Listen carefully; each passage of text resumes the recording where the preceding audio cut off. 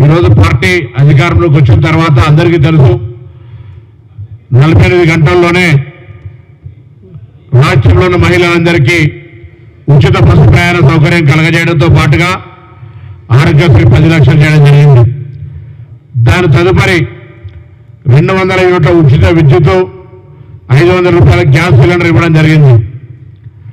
దాని తదుపరి 2 లక్షల రూపాయల రుణమాఫీ చేయడం జరిగింది. ఇప్పుడు రేషన్ కార్డులు, దాంతో పాటుగా ఆరోగ్యశ్రీ కార్డులు, రైతు బంధు ఇవన్నీ కార్యక్రమాలు చేయబోతా ఉన్నది. ప్రభుత్వం ఉన్నటువంటి పరిస్థితులలో ఇవే కాక అనేకమైనటువంటి సంక్షేమ కార్యక్రమాలతో పాటుగా అభివృద్ధి చేయాలనే ఆలోచనతోటి త్రిపుర రీజనల్ రింగ్ రోడ్డు కావచ్చు, మూసీ అభివృద్ధి కావచ్చు, లేదా ఇంటర్నల్గా మారుతున్న కాలం అనుగుణంగా సాంకేతికమైన విప్లవం తీసుకొచ్చేటువంటి 4th సిటీ, ఫ్యూచర్ సిటీ కావచ్చు, ఇట్లా అనేక రకాలుగా అన్ని రైతాంగంతో పాటుగా సాంకేతికంగా ఐటీ రంగ అభివృద్ధితో పాటుగా అన్ని రకాల కార్యక్రమాలు చేస్తూ ఉంది. ఈ సందర్భంలో ప్రతిపక్షాలు ప్రభుత్వాన్ని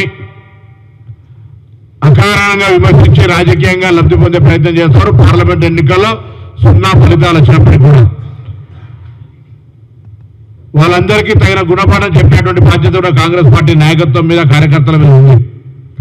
ఈరోజు బాధ్యతలు చెప్పే అధ్యక్షుడు కూడా తప్పకుండా పార్టీకి సంబంధించిన కార్యకర్తలందరికీ, ముఖ్యంగా బడుగు బలహీన వర్గాలందరూ కూడా సముచిత స్థానం ఇచ్చి వాళ్ళందరూ ఉత్సాహంగా పార్టీలో పనిచేస్తూ ప్రభుత్వ కార్యక్రమాలను క్షేత్రస్థాయికి తీసుకుపోయే విధంగా కోఆర్డినేషన్ చేయాల్సిన అవసరం ఉంటుంది. అదేవిధంగా జిల్లా కేంద్రాల్లో జిల్లా కార్యాలయాల నిర్మాణం చేపట్టేటువంటి అవసరం ఉంది. ఈ విధంగా అనేకమైనటువంటి బాధ్యతలు, ముందున్నటువంటి సవాళ్లు ఉన్నాయి. వీటన్నిటినీ అనుభవంతో పనిచేసి గత 3 సంవత్సరాలుగా వర్కింగ్ ప్రెసిడెంట్గా పనిచేసిన మహేష్ కుమార్ గౌడ్ గారు తప్పకుండా చేస్తారని ఆకాంక్షిస్తున్నాం. ఒకవైపు ప్రభుత్వ కార్యక్రమాలను క్షేత్రస్థాయి దాకా, ప్రజల దాకా తీసుకుపోయే విధంగా పార్టీని సమాయత్తం చేయడము, అధికారంలో పార్టీ కార్యకర్తలు సీనియర్లను భాగస్వాములు చేయడం, ప్రతిపక్షాల విమర్శల్ని, కుట్రలను తిప్పికొట్టే విధంగా వ్యూహాత్మకమైన కార్యాచరణ తీసుకొని పోయే విధంగా అందరూ కూడా కలిసి ముందుకు పోతామనే మాట ఈ సందర్భంగా మనవి చేస్తూ